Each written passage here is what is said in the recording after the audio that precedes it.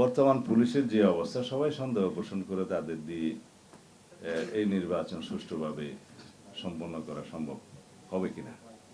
হ্যাঁ, এই বিষয়ে সবার একটু প্রশ্ন আছে, কারণ পুলিশ বাহিনীর টোটাল মোরালটা এখনো সেই আগের জায়গায় ফেরত আসেনি। কিন্তু তাদের সহায়তার জন্য 1 লক্ষেরও বেশি সেনাবাহিনীর সদস্যগণ কাজ করবেন, সেটি ইতিমধ্যে সেনাপ্রধান এবং সরকার প্রকাশ করেছে। তো তাদেরকে সেই বিষয়ে ট্রেনিংও দেওয়া হচ্ছে। পুলিশ বাহিনীর বাইরেও যেগুলো সহযোগী বাহিনী আছে, আনসার, বিডিপি সহ অন্যান্য, তাদেরও প্রশিক্ষণ চলছে। কিন্তু আমি যেখানে গুরুত্ব দিতে চাই সেই বিষয়টা হচ্ছে, জনগণ এইবার এত বেশি উদ্গ্রীব হয়ে আছে, উন্মুখ হয়ে আছে একটা সুষ্ঠু নির্বাচনের জন্য।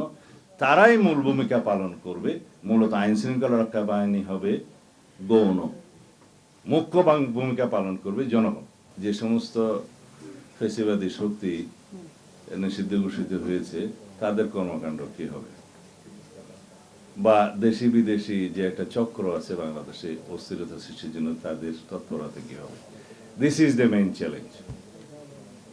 এতক্ষণ আপনারা বোধহয় সেই বিষয়ে আলোচনা করেছেন। বাংলাদেশে একটা সুষ্ঠু নির্বাচন যাতে অনুষ্ঠিত না হতে পারে, সেই জন্য পতিত ফ্যাসিস্ট গোষ্ঠী তো, ফ্যাসিবাদী গোষ্ঠী তো চেষ্টা করবেই। কিন্তু এখনো পর্যন্ত তারা কি সেরকম কোনো সফলতা অর্জন করতে পেরেছে? না।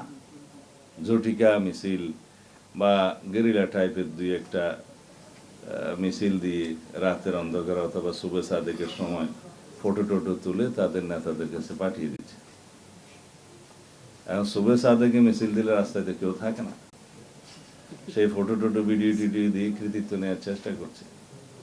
কেউ কেউ ভিডিওতে জুমে, কেউ দিল্লি থেকে, কেউ ফ্রান্স থেকে বয়ান টয়ান দিচ্ছে।